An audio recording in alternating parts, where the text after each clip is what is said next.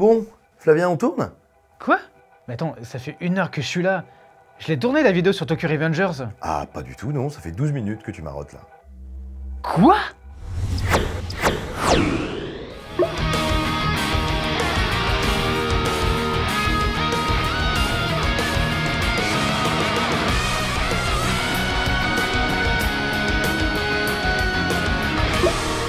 Bonjour à tous, c'est Flavien, et aujourd'hui je vais vous parler de Tokyo Revengers, un animé qui parle de baston et de retour dans le temps. Nom de Zeus! La première partie de la saison 1 vient de se terminer sur Crunchyroll.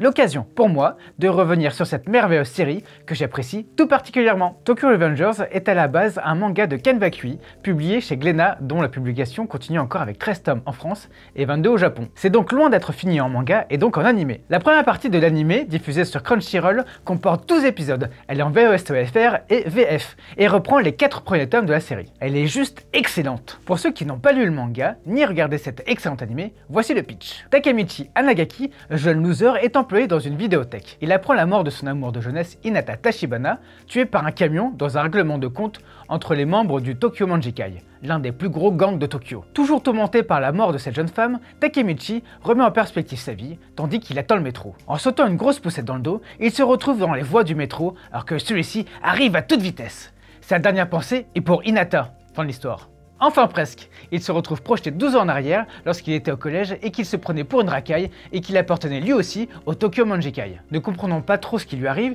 il se remémore et subit le cours du temps qui passe. En sauvant d'une brimade Naoto Tachibana, le frère d'Hinata qui lui aussi décédera avec sa sœur 12 ans plus tard, il comprend qu'il peut changer le passé et donc possiblement le futur. Par effet ricochet, Takemichi active un pouvoir avec Naoto qui, en se serrant la main, tous les deux, permet à Takemichi d'aller et revenir dans le passé, toujours 12 ans en arrière. Une compréhension de ce pouvoir qui permet à Naoto et Takemichi de pouvoir peut-être sauver Hinata et de comprendre la raison de cette querelle au sein du Tokyo Manjikai, qui pourrait aboutir à des fins dramatiques. Une histoire mélangeant guerre de gang, enquête, retour dans le temps et vengeance. Ah, ça te peut intriguer. L'anime reprend les 4 premiers tomes du manga. On assiste donc à la première partie de l'histoire qui pose les bases, présente les personnages emblématiques, détermine le destin du personnage principal et son enjeu. Cette longue exposition n'est pas dénuée d'intérêt, au contraire, car Tokyo Revengers est avant tout un furio, et comme dans tout bon furio, tout repose sur les personnages. Pour ceux qui ne savent pas ce qu'est un furio, si je grossis le trait, c'est les histoires de voyous des années 70 jusqu'au début des années 90 au Japon. Les grosses bananes, aux cheveux décolorés, les motos, les gangs et la baston,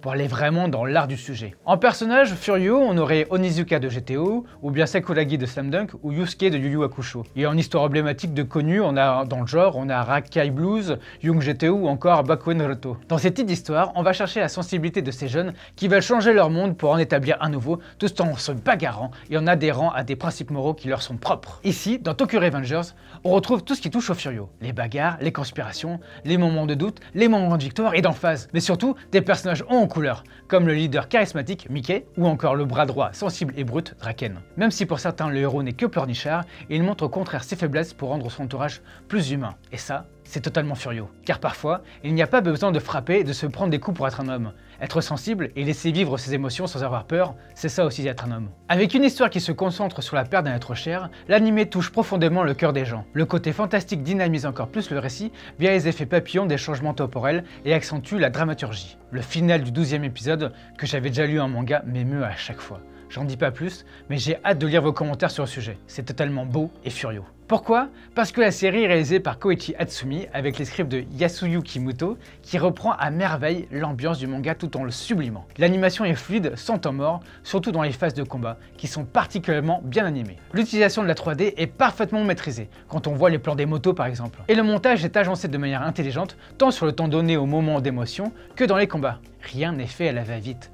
Car c'est une série qui prend le temps d'être regardée et appréciée pour la juste interprétation de ses personnages et de ses dialogues. Mention encore spéciale aux CU de la VO et aussi aux comédiens français pour la VF. C'est totalement sincère et ça prend aux tripes. La série vient donc de terminer sa première partie sur Crunchyroll en VF et VOST/FR, avec une fin de malade qui m'a retourné le cœur et qui promet encore plus de baston, d'émotions et de retournement de situation. Tokyo Revengers, c'est plus qu'un animé et qu'un manga. C'est une histoire qui se vit. Les épisodes défilent et on se prend d'affection pour ces personnages qui veulent vivre leur vie avec la fougue de la jeunesse et leur idéal respectif. Les retours dans le temps renforcent encore plus cet aspect-là. Sans être moralisateur, ils montrent les passages entre vie d'adulte et jeunesse et surtout les choix qui nous sont imposés, aussi bien par société que par l'entourage. Avec les ambitions trop débordantes, les personnes malsaines, les égos blessés, Tokyo Revengers met sublimement en lumière le mal-être et reprend sa revanche lumineuse dans ce monde ténébreux. Une histoire qu'on a envie de prendre à bras-le-corps, tellement elle est forte et touchante en même temps.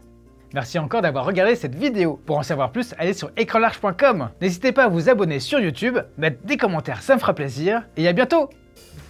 Bon alors ça s'est bien passé? Ouais, c'est trop cool, trop chouette. Eh bon on refait ça quand tu veux. Ouais, merci Simon.